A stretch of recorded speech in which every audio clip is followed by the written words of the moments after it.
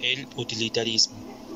Esta teoría fue propuesta por David Hume, pero que más adelante recibió su formulación definitiva de Jeremy Bentham y de John Stuart Mill.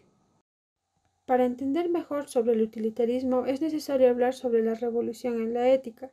Aquí surgieron tres grandes acontecimientos, los cuales fueron la Revolución Francesa y la ruina del Imperio Napoleónico. En Estados Unidos hubo una guerra civil que finalizó con la esclavitud en la civilización occidental. También tenemos la Revolución Industrial. Estos tres acontecimientos estaban produciendo una completa reestructuración de la sociedad. Entonces no era de sorprenderse que estos cambios la gente empezara a pensar de un modo diferente acerca de la ética. ¿Y quién era Jeremías Bentham?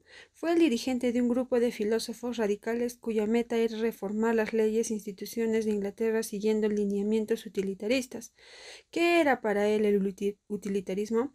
Por principio de utilidad se entiende el principio que aprueba o desaprueba cualquier acción según la tendencia que tenga para aumentar o disminuir la felicidad de las partes de cuyo interés se trata. ¿Y qué ideas tenía John Stuart Mill? Para John Stuart Mill, la verdadera felicidad no se alcanza a través de las alegrías sensoriales, sino comprometiéndose con otros. Una acción es moralmente correcta si proporciona placer e incorrecta si ocasiona dolor. Mill defiende su teoría frente a los reproches del hedonismo y el egoísmo. Para entender mejor sobre el utilitarismo tenemos dos ejemplos. El primero sería la eutanasia, que habla sobre Matthew Donnelly. Aquí vamos a ver sobre qué posición toma el utilitarismo sobre la eutanasia. Frente a este caso, la tradición moral dominante en nuestra sociedad está claro que es la tradición cristiana, y el cristianismo nos dice, ¿no? O sostiene que la vida humana es un don de Dios, por lo tanto, que solo Él puede decidir cuándo terminarla. Entonces, Harold Donnelly, aun si actuó por motivos nobles, él dio la muerte intencionalmente a su hermano. Entonces, una persona inocente, por tanto, según nuestra tradición moral, lo que hizo Harold es totalmente incorrecto. Y es justamente aquí donde el utilitarismo adopta un enfoque muy diferente. Haría que nos preguntáramos, considerando las opciones disponibles a Harold, ¿cuál tendría las mejores consecuencias globales? ¿Qué acciones produciría el mayor balance de felicidad sobre la infelicidad para todos los interesados? La persona más afectada sería, por supuesto, el propio Matthew. Si Harold no lo hubiese matado, él seguiría viviendo, tal vez durante un año, ciego, mutilado y en continuo dolor.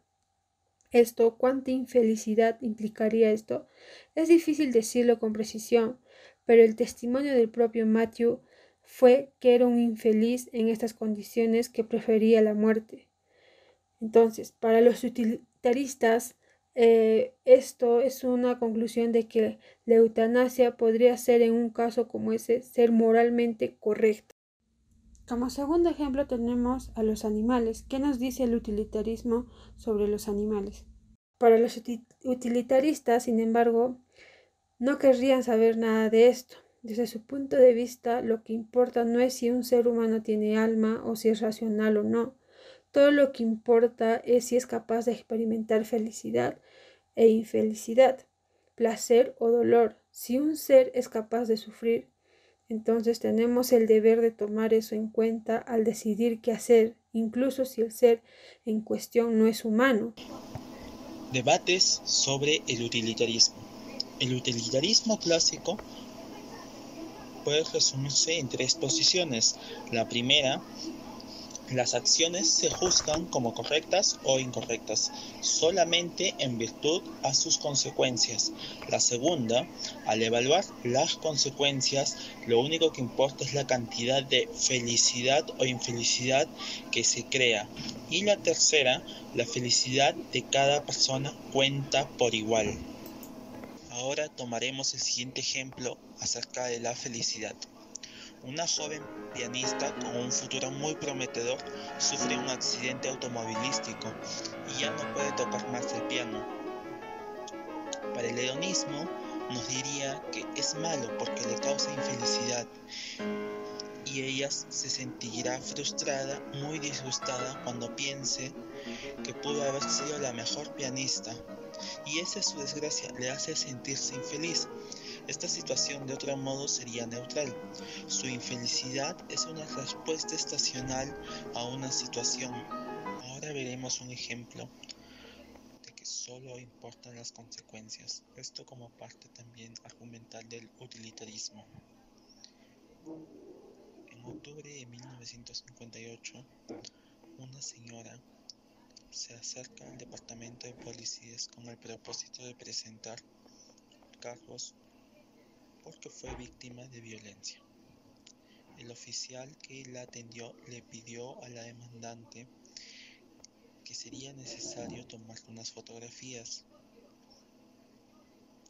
El oficial la condujo a un cuarto de la estación, donde le ordenó que se desnudara para poder tomar las fotografías. La señora se opuso a esta orden. Pese a esto, las fotografías fueron tomadas. Días después, el oficial le informó a la señora que las fotografías habían salido mal y las había destruido. Pero el oficial hizo circular estas fotografías entre el personal policíaco. 2 años después, otros 2 oficiales hallaron las fotografías y las difundieron en toda la delegación. Al enterarse de esto, la señora decidió demandar a los oficiales por violar su derecho a la intimidad. Ahora nos preguntamos, ¿estuvo bien la conducta de estos 2 oficiales? Para el utilitarismo, las acciones son justificables porque si producen un balance favorable de felicidad sobre infelicidad, esto es aceptable, pero la infelicidad causada a la señora fue mayor, lo que nos quiere decir que el utilitarismo estaría en desacuerdo con la idea de que la gente tiene derechos y estos derechos no pueden pisotearse simplemente porque prevén buenos o malos resultados. ¿Debemos preocuparnos por todos?